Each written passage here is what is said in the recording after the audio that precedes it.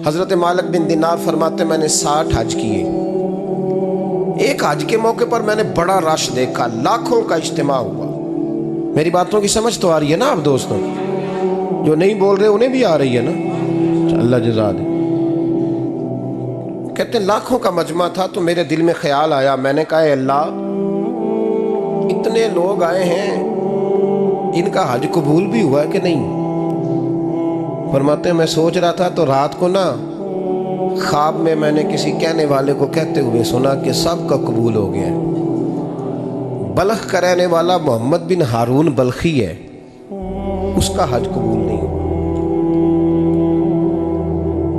फरमाते शहरों के अलग-अलग खैमे लगते थे। अब भी आप हज करने जाएं तो पाकिस्तानियों की रिहाइशें अलग होती हैं, इंडियन की अलग, बांग्लादेश के अलग, मिस्री, यमनी, सब लोग अलग-अलग रिहाइशें होती हैं, झंडे लगे होते हैं मुल्कों के। कहते मैंने सवेरे उठ के ढूंढना शुरू कर दिया। ढूंढता हूँ वो बंदा मिले। कहते जहाँ बल्ख शहर के लोग रहते थे वहाँ चला गया। तो मैंने लोगों से पूछा तुम में मोहम्मद बिन हारून बल्खी कौन है? लोग कहने लगे वो तो बड़ा नेक आदमी है, परहेजगार है, बड़े भोले भाले, बड़े अल्लाह वाले, रियाज आपको बस हम ही जानते हैं, वो तो बड़ा नेक है, परहेजगार आदमी। तो मैंने कहा अच्छा कहाँ है?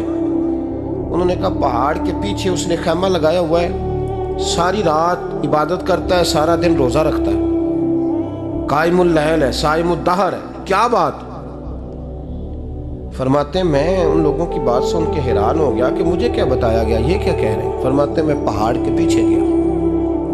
हज़रत मालिक बिन दिनार अलैहिर्रहमा फरमाते हैं जब मैं वहां पहुंचा तो मैंने उस शख्स को मुसल्ले पे बैठे देखा। कसरत इबादत के आसार उसके वजूद पर नजर आ रहे थे, सीधा बाजू उसका कटा हुआ था। फरमाते 2 रकते मुकम्मल करके ना मैंने उससे अस्सलामु अलैकुम कहा तो मुझे कहने लगा वालेकुम सलाम, आप मालिक बिन दिनार हैं? मैंने कहा बड़ी इसकी फिरासत है। फरमाते फिर उसने ठंडी सांस ली, कहने लगा आपको ख्वाब आई होगी कि मेरा हज कबूल नहीं हुआ। फरमाते मुझ पर और बिजली गिरी कि क्या कह रहा? मैंने कहा यार लोग भी तेरी तारीफ कर रहे हैं और तेरी बसीरत भी बड़ी है, तो ये माजरा क्या है? कहने लगा आप ना पूछें। ये कह के उसने रोना शुरू किया, देर तक रोता रहा। मैंने कहा नहीं यार तू बता। कहने लगा नहीं आप ना पूछें, आप नाराज होंगे। मैंने कहा मैं नहीं होता, तू बोल ना। कहने लगा हुजूर 24 साल हो गए मुझे हज करते हुए, 24 साल, 24वां हज है मेरा, और हर साल कोई अल्लाह का वली आके बताता है कि जा चला जा, तेरा कोई नहीं कबूल हुआ। बेपरवाही वेख सज्जन दी, जिथे किसे दी पेश ना जावे, उन्हें ताजा वाले दर दर रोले ते मंगते तख्त बिठावे। आजम किसे नू कारा मिलदा ही कोई काबे खाली आवे।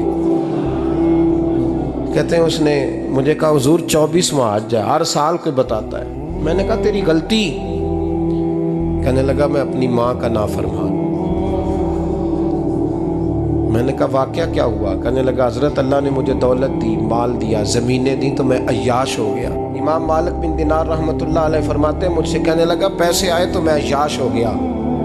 रमज़ान का महीना था, असर के बाद मेरी अम्मा इफ्तारी की तैयारी कर रही थी, मैं गया, मैंने कहा शराब पी हुई, अम्मा रोटी दे। तो अम्मा कहने लगी शर्म कर, शर्म कर, रोज़ा रखा नहीं तो जिन्होंने रखा है उनका तो ख्याल कर। कहते अम्मा की बात का मुझे गुस्सा लगा। मैं कहा करता हूँ बदनसीब है वो बेटा जिसका बाप उससे बात करते हुए डरता है कि पता नहीं कहाँ से बोलेगा।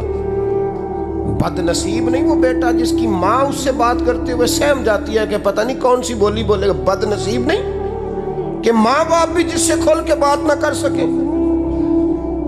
हजरत मालिक बिन दिनार से कहने लगा अम्मा ने जब कहा ना शर्म कर तो मुझे गुस्सा आया, मैंने माँ को थप्पड़ मारा और मेरी माँ जलते हुए तंदूर में गिरी।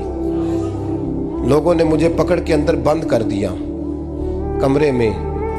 सारी रात में शोर सुनता रहा पर नशे में धोत रहा। सवेरे आंख खुली तो मेरी बीवी बैग बांध रही थी। मैंने कहा कहाँ जा रही हो? कहने लगी जो माँ का नहीं बना मेरा कैसे बनेगा? वो मैंने कहा मेरी अम्मा का वो तो लोगों ने रात को ही दफन कर दी जनाजा पढ़ के। तड़प के कहने लगा मुझे क्यों नहीं बताया? तो कहते हैं लोग कहने लगे तेरी मरती हुई माँ कह गई थी इसे मेरा मुंह ना देखने देना।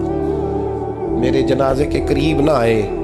हज़रत मालिक बिन दिनार फरमाते हैं जब उसने ये बात सुनाई तो मैंने भी उसके मुंह पे थप्पड़ मारा। मैंने कहा तो इसी काबिल है। कहते हैं वो रोने लगा, हुजूर दुआ करे अल्लाह मुझसे राज़ी हो जाए। कहने लगा जब माँ की इंतकाल की खबर मिली तो मैंने कुल्हाड़ी लेके वो हाथ काट दिया जिससे माँ को मारा था। मैंने सारी जायदादें खिरात कर दी। 24 साल हो गए, 24 साल। सारी रात नमाज पढ़ता हूँ, रोज़ा रखता हूँ, हज करता हूँ, पर हर साल कोई आके कहता है जा दौड़ जा, तेरा कोई नहीं कबूल हुआ। हुजूर दुआ करे मालिक राज़ी हो जाए। फरमाते मैं थप्पड़ मार के आ गया। मैंने कहा तुझसे राज़ी हो जाए इतने जालिम से? इमाम मालिक फरमाते रात को आके सोया तो मुझे ख्वाब में रसूल पाक का दीदार हुआ। तो नबी पाक अलैहिस्सलाम ने फरमाया मालिक तू उसे मायूस क्यों कर आया है, अल्लाह तो बड़ा मेहरबान है। कहा हुजूर माँ के नाफरमान को माफ़ी कैसे मिलेगी? तो इमाम मालिक फरमाने लगे नबी करीम ने फरमाया जा उसे जाके बता दे तुझे क़यामत में तेरी माँ की वजह से बख्श दिया जाएगा। कहा हुजूर अम्मा की वजह से किस तरह? तो महबूब फरमाने लगे इसकी माँ क़यामत में इसके खिलाफ मुकदमा दायर करेगी रब करीम की अदालत में। ए अल्लाह मैंने 9 माह पेट में रखा, दर्द सह के इसे जना, जिगर का खून पिला के पाला और इसी ने मुझे कत्ल किया। रब करीम इसकी माँ का मुकदमा सुन के कहेगा उठाओ इसको दोज़ख में फेंको, इसने माँ जलाई थी इसे भी जलाओ। महबूब फरमाने लगे जब पकड़ करके मालिक उसको मोहम्मद बिन हारून को लोग ले जाएंगे ना जहन्नम की तरफ, अभी फरिश्ते घसीटेंगे ही तो पलट के फिर अम्मा की तरफ देखेगा और दूसरी दफा फिर घसीटेंगे तो पलट के देखेगा और तीसरी दफा फिर पलट के कहेगा अम्मा ये मुझे जलाने लगे, अम्मा ये जहन्नम में फेंकने लगे। मेरे हबीब फरमाने लगे वो जल के मरने वाली माँ वहाँ भी बोल पड़ेगी, कहेगी या अल्लाह चल मैंने माफ़ किया तू भी माफ़ कर दे, ऐ अल्लाह मैंने माफ़ किया तू भी माफ़ कर दे, अल्लाह तू माफ़ कर दे इसे।